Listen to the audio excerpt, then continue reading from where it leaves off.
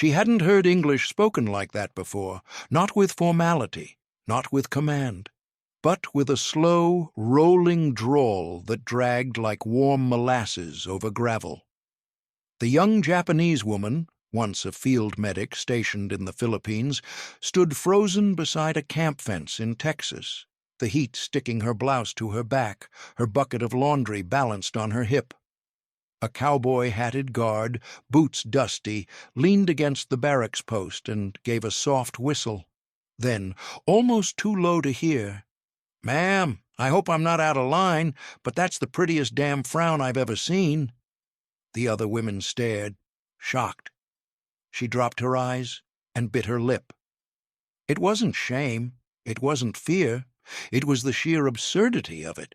In Imperial Japan, such a comment would have earned punishment.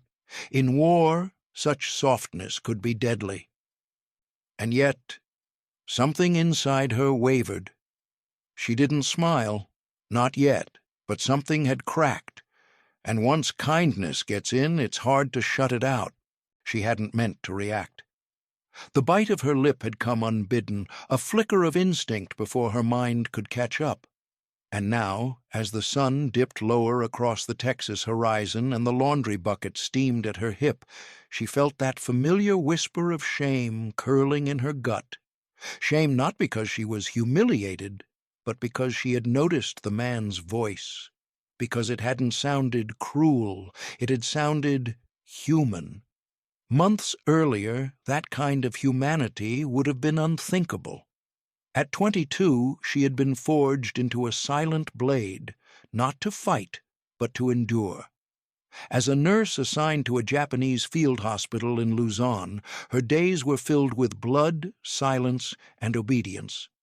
Her instructors had spoken often of pain, but never of pleasure.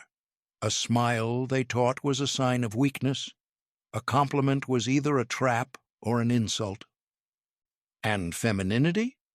That was something to be buried deep beneath pressed uniforms and lacquered discipline. Her instructors had been men. The training rooms stank of iodine and sweat, and above all hung the code, "Better to die than surrender." That mantra had been recited like a prayer. Every morning, every evening, every breath. Her family had nodded with grim pride when she left home. Her father had whispered that if she fell into enemy hands, her duty would not end. It would only change form. She had understood what he meant. If captured, death would be the only path to honor. The moment of surrender, then, came not with a scream, but with numbness. Wounded during a bombing raid, she had stumbled into American lines under a white cloth. The moment her knees hit the mud, she stopped being a soldier. At least, that's what she had believed. The medics had lifted her onto a stretcher. One had murmured something in English she didn't understand. Another had brushed dirt from her cheek with a cloth. She expected pain, humiliation, interrogation. Instead, they bandaged her leg and gave her water. No leering, no laughter, just procedure. It was terrifying in its restraint. The fear didn't vanish. It deepened. Kindness, she thought, was merely a more clever kind of weapon. By the time she arrived in Texas, weeks had passed. Her bandage had been changed 5 times. She had tasted meat again, real meat, not boiled bones or rice glue. The train ride through America had been disorienting. Clean fields, children on bicycles, towns that hadn't been reduced to ash. The camp, when it appeared, looked like a stage set. Neat fences, low barracks, guards with rifles held loose, like tools instead of threats. It was the sky that struck her most, wide, blue, and careless. The kind of sky that didn't know war.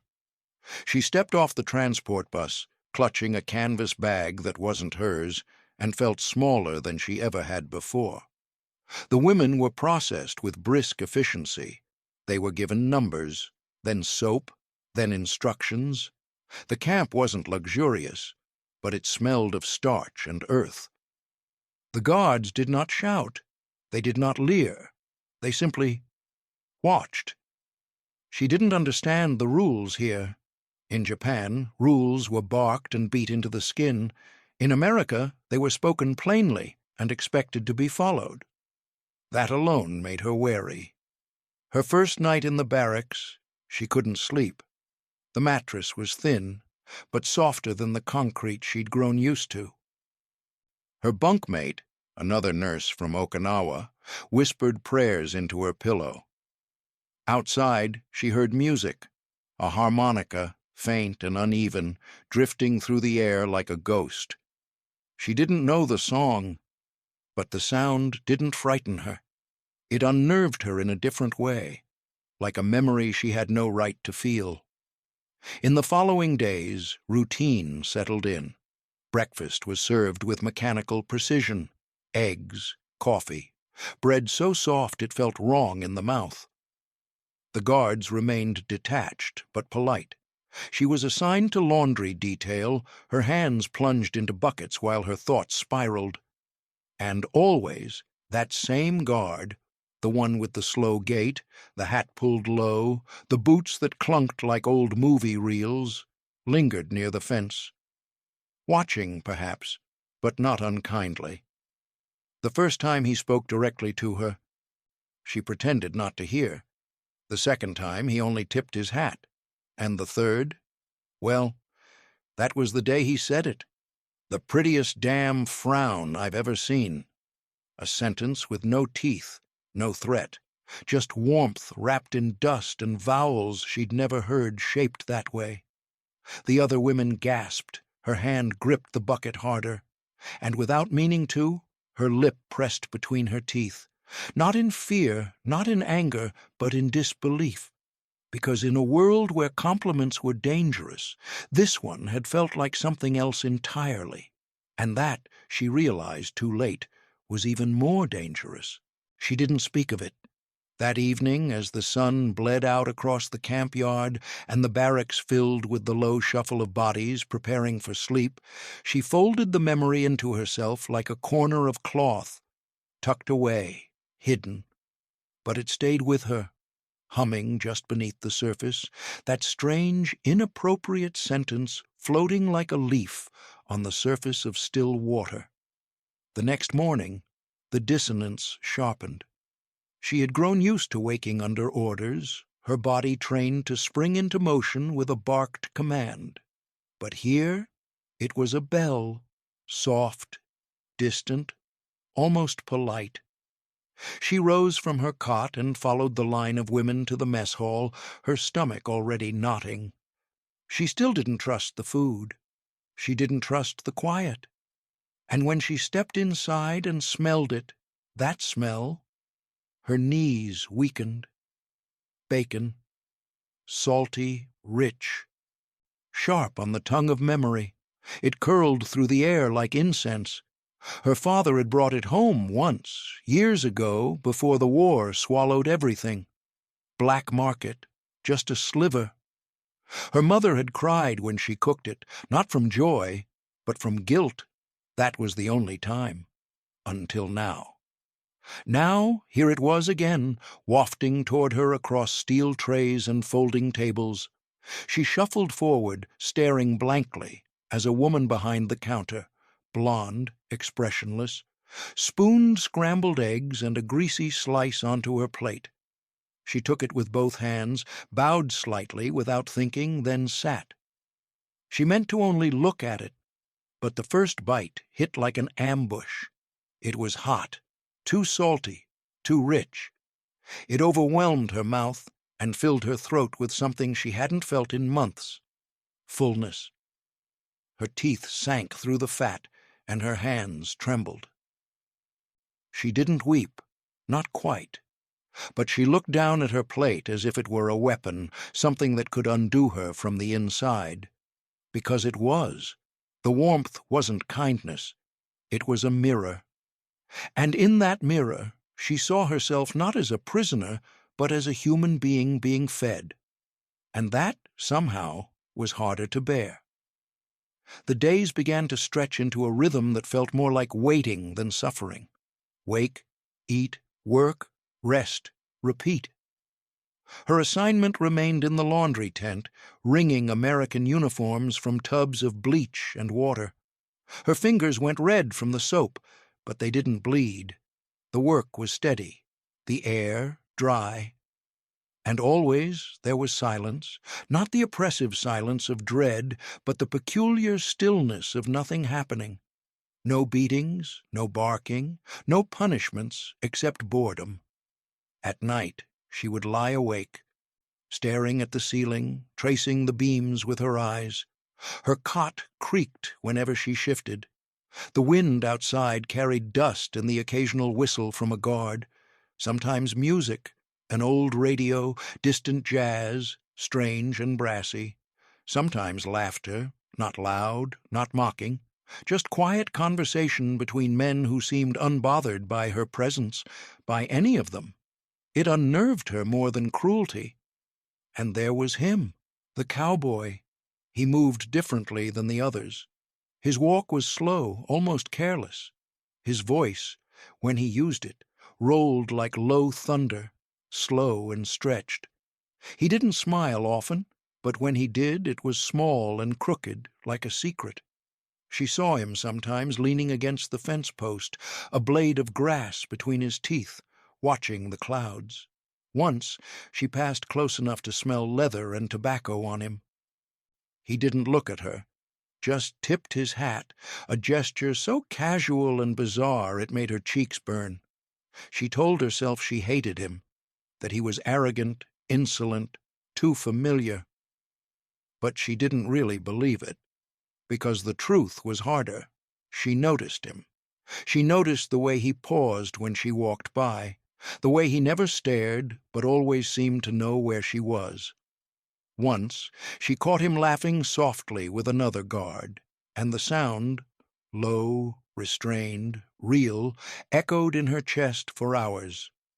She didn't understand what it meant. None of it made sense. The bacon, the routine, the warmth in her bones, the way she was becoming something softer each day, something less guarded, or maybe not softer, maybe just less certain. The moment returned like a skipped heartbeat. Late afternoon, shadows long and dust clinging to her damp sleeves, the air too still for comfort. She had just finished hauling a heavy canvas basket of laundry to the drying line. Her back ached, the sweat between her shoulder blades clung like a second skin, and then he said it, just like that. "Ma'am, I hope I'm not out of line, but that's the prettiest damn frown I've ever seen." It hadn't been said with a leer, not with mockery, just plain spoken, soft, southern, and startling. And maybe that's what made her bite her lip, because beauty was something she was trained to distrust. Back in the nursing academy in Kyoto, under the banners of steel discipline, any trace of femininity had been pressed out of her like creases ironed from a uniform. Their instructors made it clear. A woman was either useful or ornamental, and to be the latter was shameful. Hair had to be tied tightly, posture had to be stiff, chin tucked down. Any softness was vanity. Any attention drawn was provocation. If a man complimented you, it was your fault for being seen. So when this American, with dust on his boots and a hat tilted just so, dropped that line, it hit her like a stone in still water. Not because of the words themselves, but because of how they landed, without menace. She hadn't even looked up at first, just froze, and then, reflexively, her lip curled inward and she bit it, as if to stop a laugh or a shiver. Not from shame, but from recognition. Something ancient and human had stirred, and that made it dangerous.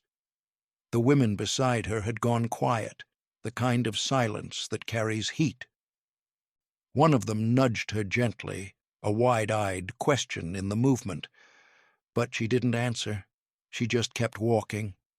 Back in the barracks that night, the moment replayed like a skipped record, over and over.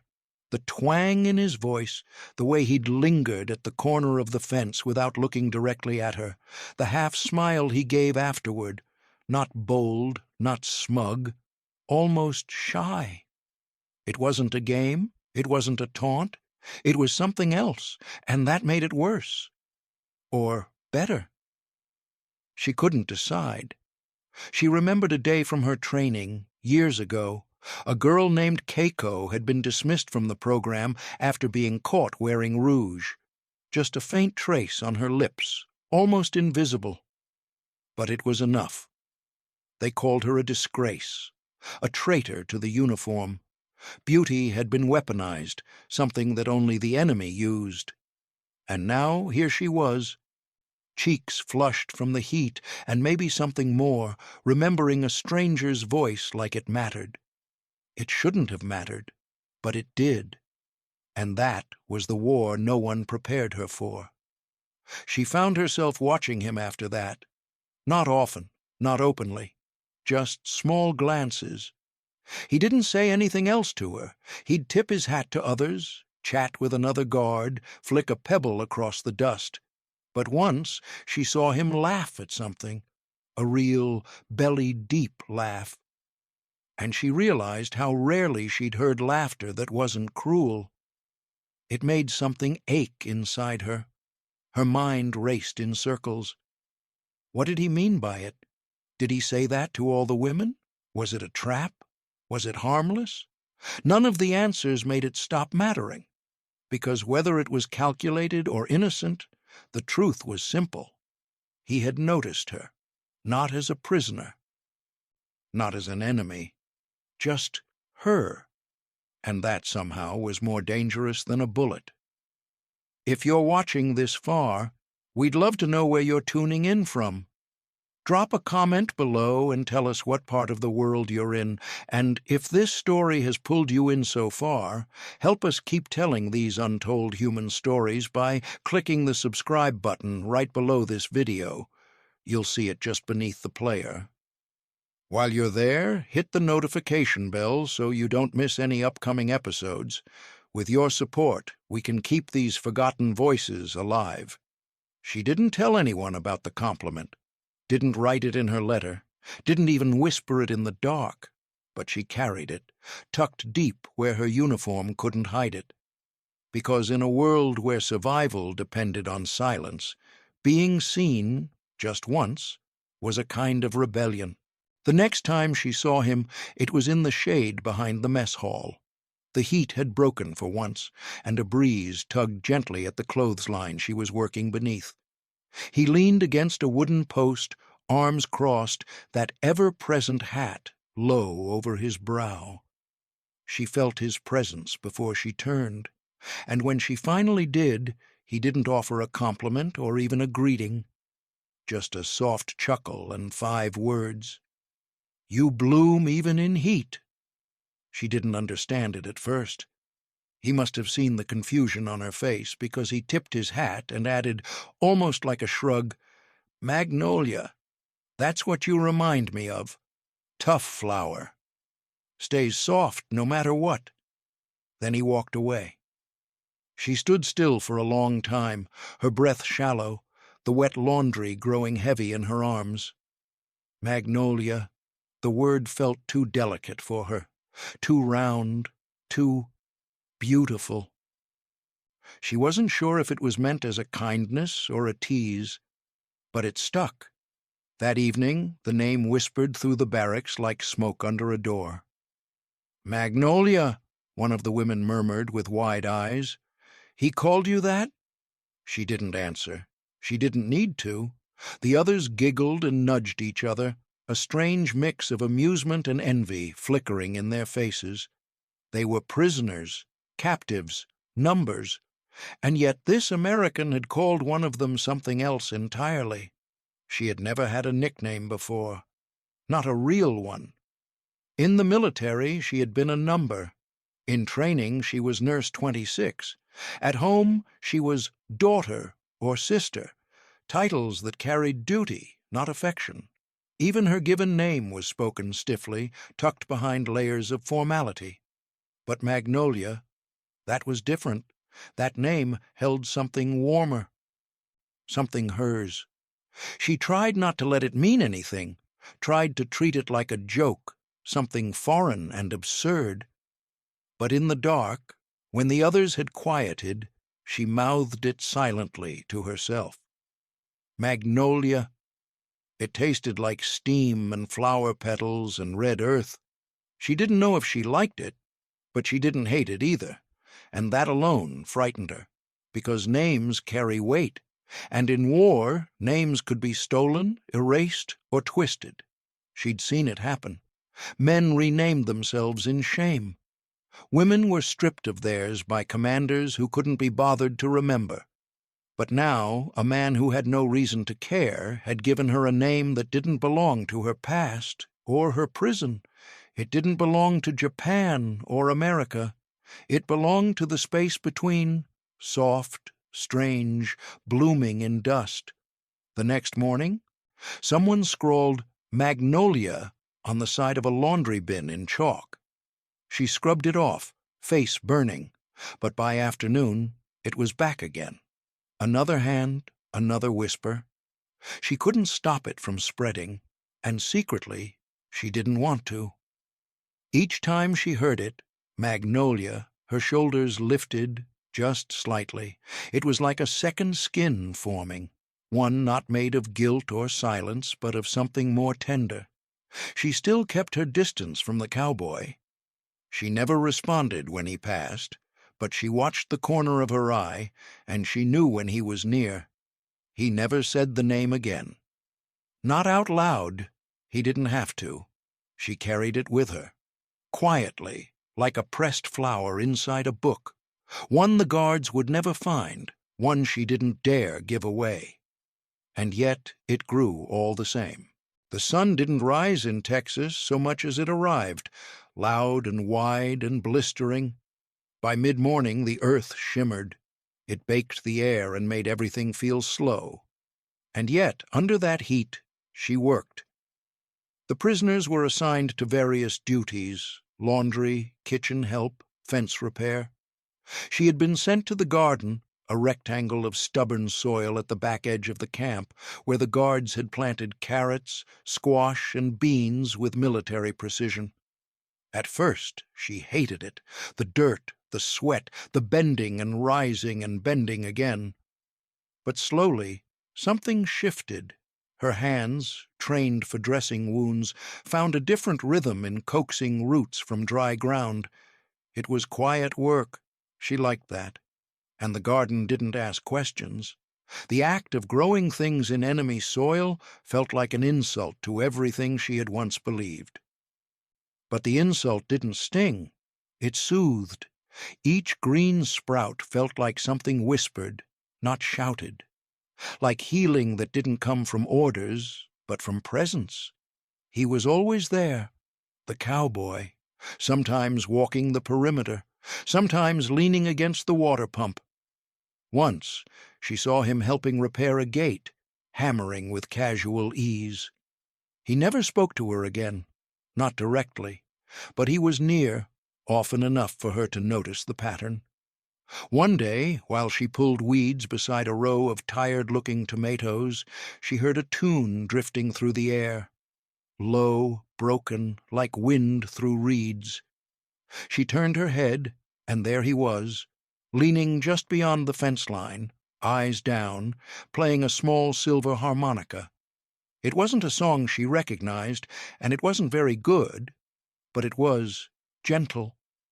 The notes rose and fell without urgency, as if time had stopped just long enough for sound to matter. She didn't realize she'd stopped working until the shadow of a cloud passed overhead and startled her back to motion. The next day he was there again, but this time he wasn't playing. He held the harmonica in one hand, turned it once, then set it down carefully on the edge of the fence post. He didn't say anything, didn't nod, just left it there and walked away.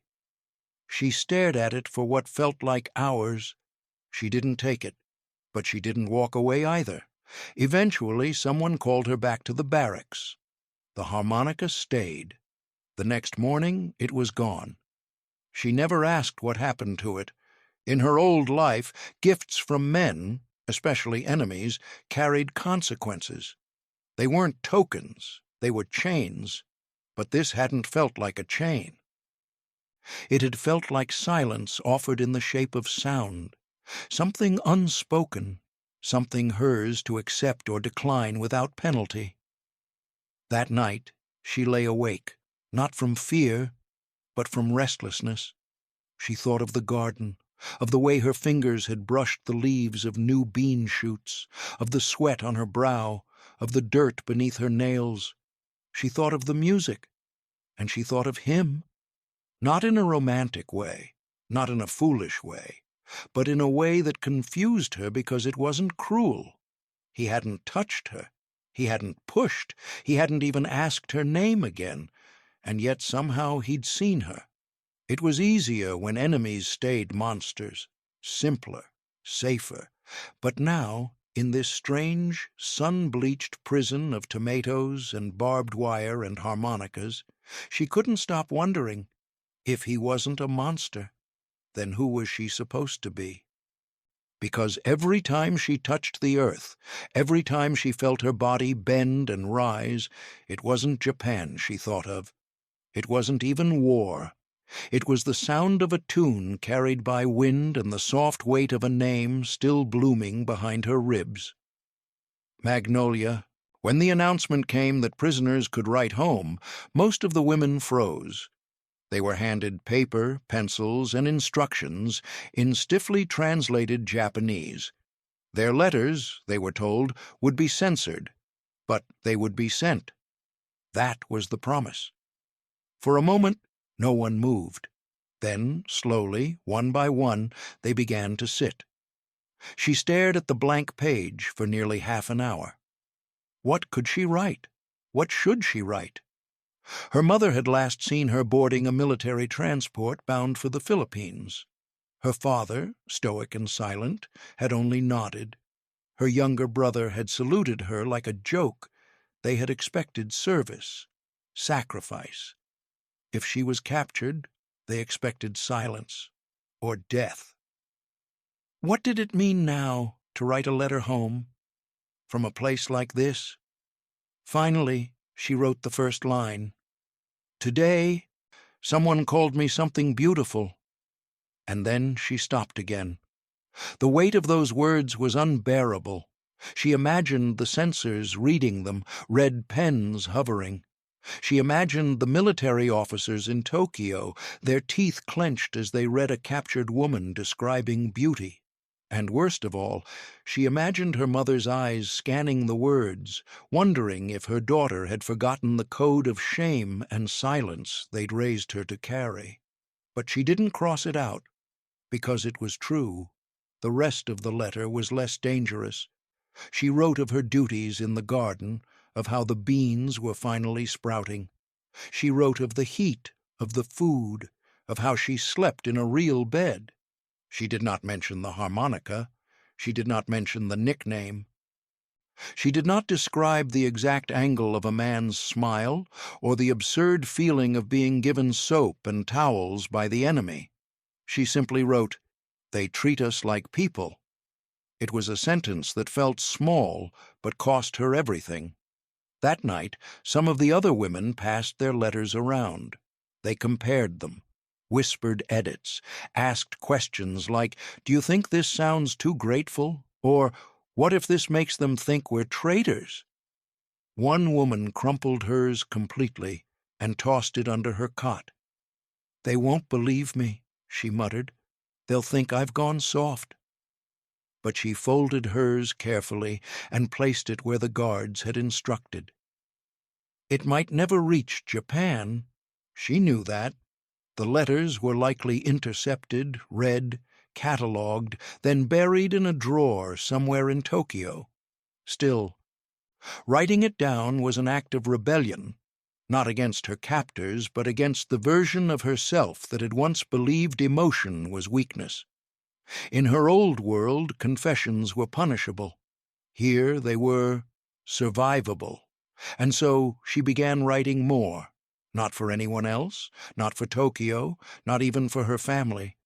She wrote for herself, scraps of paper tucked into corners of her mattress, under her pillow, folded into the lining of her jacket. Sentences like, "He doesn't speak to me anymore, but I see him. There are flowers blooming by the fence. I don't know their names. Today I laughed and didn't feel guilty." These were truths she couldn't share out loud, not with the other women, not even in prayer. But on paper, they became real. And in that reality, she felt less like a prisoner and more like a person again. Small truths. Unshared, unspoken, but truths nonetheless. The Texas heat broke without warning. One afternoon, the sky darkened like ink poured across paper. Clouds rolled in low and mean, and the air turned heavy, not just hot, but electric. Even the guards stopped pretending it was just another day. The routine wavered. The bell rang late. Orders came half-hearted. Somewhere in the compound a door slammed too hard and startled the birds from the fence. Then came the thunder, deep and groaning, followed by a wind that whipped dirt into the women's eyes and made the laundry lines sing. Inside the barracks, she sat on her cot, arms wrapped around her knees, the windows rattling behind her. Rain began as a whisper, then built until it roared against the roof, drowning out every footstep, every breath. Lightning lit the room for a second, showing the outlines of faces more than the faces themselves, and then silence. The power went out. No lights, no announcements, no radios crackling English too fast to understand, just dark, and in that dark, a sound, low, familiar, wavering, the harmonica. At first she thought she imagined it, a trick of memory, a ghost of sound. But the notes came again, slow and unsure, drifting across the camp like something too soft to belong here. She didn't move, neither did the other women. No one whispered. They listened. It wasn't the same song he had played that day by the fence, but she knew it was him. She knew it the way you know the shape of a scar, by touch, not sight. The same rhythm, the same restraint. The notes hung in the air like apology. Not for something done, but for something not done. No words, no footsteps. Just music in the dark, played by someone who hadn't spoken to her in weeks, and she accepted it. Not with words, not with a smile. She simply let herself hear it. For so long she had been taught that everything important had to be said. Orders, oaths, apologies. But here, under a leaking roof and behind a barbed wire fence, something passed between them. Not through language, but through sound. And it was enough. The song faded slowly, like the storm itself. By the time the lights flickered back to life, the rain had softened, and the harmonica had gone quiet. No one mentioned it the next day. No one had to. The soil was too wet for gardening, so she stayed inside and folded uniforms with her hands still damp from the morning's fog. Across the compound, the cowboy walked his usual route, boots muddy, shoulders hunched slightly against the wind. He didn't look her way. He didn't need to, because now there was something between them, not affection, not even familiarity, but a shared quiet, the kind that sits heavy between people who have seen something they can't explain. Music had done what no conversation could. It had made the space between them feel known, and in that knowing she felt something close to peace. Not the kind promised by surrender, nor the kind found in ideology, but the kind that lives in simple things, in weather, in silence, in a tune played in the dark by someone who remembered her name even when he stopped using it. That night, she didn't write anything. She didn't need to. The memory was already written somewhere deeper than paper could hold. It came not with a trumpet, but with a whisper. One morning, as the women lined up for breakfast, a guard mentioned something in passing. The war was over. Japan had surrendered, just like that. No fanfare, no ceremony. The word passed through the camp like wind through tall grass. Over. Some women gasped, others wept. A few laughed, high and strange, and then covered their mouths in shame. But most just stood there, stunned. She couldn't move. She couldn't think. Peace was supposed to be a salvation. But now that it had arrived, it felt more like a cliff. All she had known since her world ended was the silence of captivity, the order of it, the rhythm, and now even that was slipping away. Repatriation. That was the word the guards began to use. Trains, boats, return. But return to what? They were told they would be sent home in groups. The first lists were posted on the mess hall door, names written in block letters. Some women rushed to find theirs, others avoided the door entirely. She waited 2 days before checking. When she saw her name, spelled wrong but unmistakably hers, she didn't feel relief. She felt hollow. The cowboy didn't come by the laundry tent that week. Not once. His usual route vanished. His shadow no longer stretched along the garden fence. She caught a glimpse of him one morning near the guard post, hat pulled low, arms folded, but he didn't look at her. Or if he did, it was too quick to see. It was the only goodbye he gave, and maybe that was fair. There had never been words between them, not really, just gestures, notes, names passed like offerings across a chasm neither of them had dared to cross. On the morning of her departure, she folded her clean uniform one last time and packed it in the cloth bag issued to her. It held only a few things: a bar of soap, a small book she had borrowed and never returned, the stub of a pencil, and her letters, the ones she never sent. She didn't cry. Not when she stood in line for roll call, not when the truck rumbled to life and the camp gates creaked open, not even when she looked back and saw the barracks dissolve behind a cloud of dust. It wasn't until she reached into her laundry basket for the last time that her fingers brushed paper. Folded, small, tucked between the linens like a secret stitched into cotton. She looked around. No one was watching. She opened it. One line, written in crooked English, barely legible. Keep blooming. That was all. No name, no signature, no explanation. Just that. She didn't need more. She folded the note and slipped it into the inside pocket of her jacket, pressing her hand over it as if to hold it in place.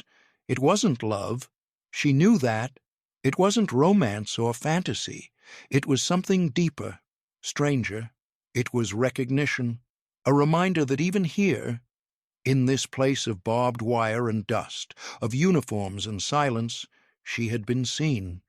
Not as a number, not as a symbol, as a person, and that was enough to carry.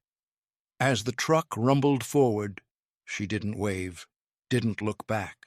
She just kept her hand on her chest, where the paper rested, and whispered the word to herself. Magnolia. The word stayed with her all through the voyage home. The ship that carried her across the Pacific was packed with silence, the kind that comes after too many goodbyes. The women hardly spoke. Some stared at the horizon until their eyes watered. Others slept, as if to shorten the distance between one world and another. She stood on deck whenever she could, her hands gripping the railing, the folded note tucked safely in her pocket. The sea stretched out gray and endless, and she wondered if it was trying to warn them that nothing waiting on the other side would be familiar. When Japan finally appeared, it didn't look like home. The port was half collapsed, cranes rusted and skeletal, the air thick with smoke from fires that still hadn't gone out. The first thing she noticed was the smell, not salt, but ash. The second was the silence. Not peace, but exhaustion, heavy and brittle. Her heart sank deeper with every step she took onto the dock. There were no bands, no flags, no embraces, only lines of gaunt faces searching for someone they might still recognize. She walked through streets she once knew by heart and found them erased. Her neighborhood was a field of rubble. The small market where her mother used to buy rice had vanished, replaced by craters and weeds. Even the shrine at the corner, the one she had bowed before every morning as a child, had lost its roof. A single bell hung sideways in the wreckage, its silence somehow louder than any sound. When she finally found her family, it was in a half-standing house with no windows. Her mother gasped when she saw her and then began to weep, not with joy, but with shame. "You lived," her mother said, voice trembling. "You surrendered." The words were not a question, they were a verdict. Her father, thinner than she remembered, simply looked away. Her brother didn't speak at all. She bowed deeply, her eyes on the floor. "Yes," she said quietly, "I lived." There was no celebration, no welcome meal. Her mother refused to let her sleep in her old room. "People will talk," she said. "They will ask why my daughter came back when others did not." She nodded obediently and said nothing. But that night, as she lay on a mat in the cold corner of the house, she thought of Texas, of the heat and the dust and the harmonica that had once filled the air with trembling sound. She thought of the cowboy who had called her Magnolia and of the note she still carried close to her chest. She did not tell them about the camp, not about the food, or the kindness, or the garden that bloomed inside the fence. They would not have understood. In Japan, survival was suspicion. Mercy was betrayal.